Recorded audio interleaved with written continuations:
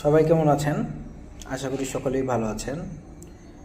আমাদের দেশে এখনো কিছু আওয়ামী ফ্যাসিস্ট, কিছু না ভালোই আওয়ামী ফ্যাসিস্ট আমাদের দেশে এখনো বিরাজমান।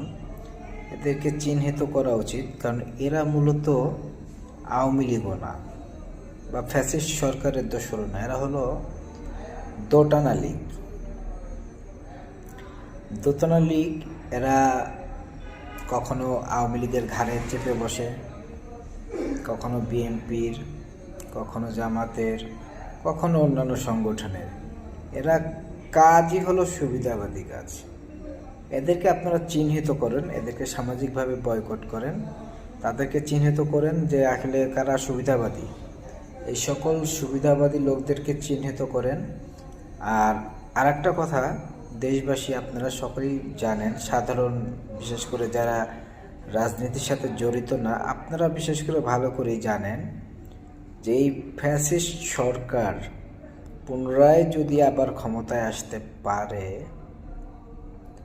তাহলে বুঝতে পারবেন বা বুঝতে পারতেছেন কি অবস্থা করবে দেশের। শেখ হাসিনার বাপের বাড়িঘর ভাঙা হয়েছে, শেখ হাসিনা চুপচাপ রয়েছে, কিছু বলতেছে না। যদি ক্ষমতায় আসতে পারে, এই দেশের মানে 12টাও না, কয়টা যে বাজাবে বা এই দেশের জনগণ মরলো না বাঁচলো এটা ও ফিরেও দেখবে না। ও এরকমই একটা ডাইনি।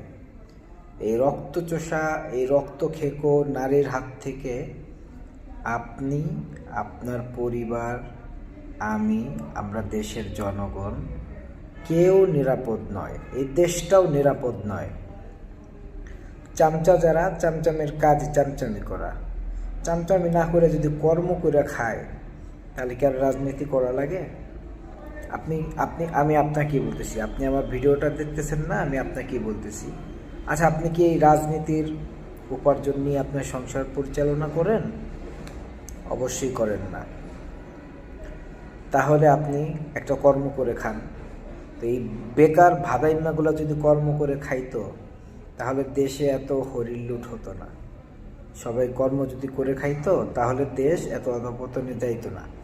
এই স্বৈরাচারী হাসিনা বা হাসিনার দোসর যারা, এরা যেন পুনরায় এই দেশে প্রতিষ্ঠিত হতে না পারে, সেদিকে দেশবাসী আমরা যারা আছি সকলেই সতর্ক অবস্থায় থাকুন এবং আওয়ামী দোষীদেরকে চিহ্নিত করুন, তাদেরকে প্রতিহত করুন সকলেই। ধন্যবাদ সকলকে। আমার ভিডিওটা